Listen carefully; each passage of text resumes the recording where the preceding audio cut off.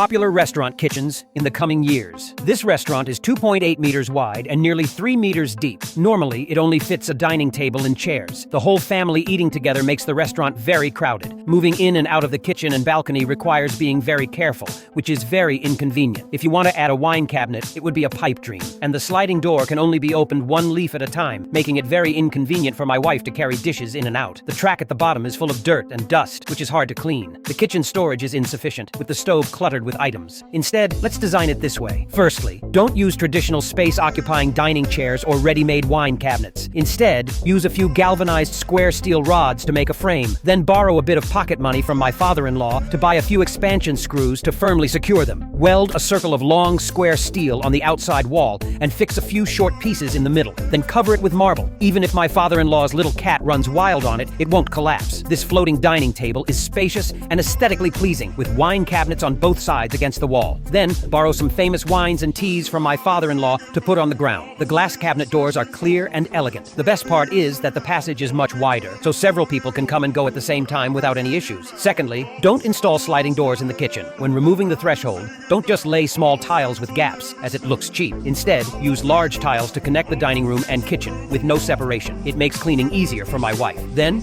borrow a large hammer from my father-in-law, smash a thin wall, and make a big track glass door. The glass door slides to the side, and my father-in-law can easily drive his tractor through. Thirdly, the kickboard under the cabinets easily falls off when touched, and the bottom corners are dirty areas where cockroaches play. Instead, use red brick as the base. Cover it with ceramic tiles for waterproofing and durability. Install tall cabinets against the wall, with the top shelves for storing dry goods, and you can freely place rice, oil, and more. A built-in fridge looks neater. My husband can easily push it with his foot. Make a side pull-out cabinet to store bottles and jars. The countertop is clean and organized, no longer messy. With this design for the kitchen and dining room, the space is spacious, storage is abundant, and the focus is on both practicality and aesthetics.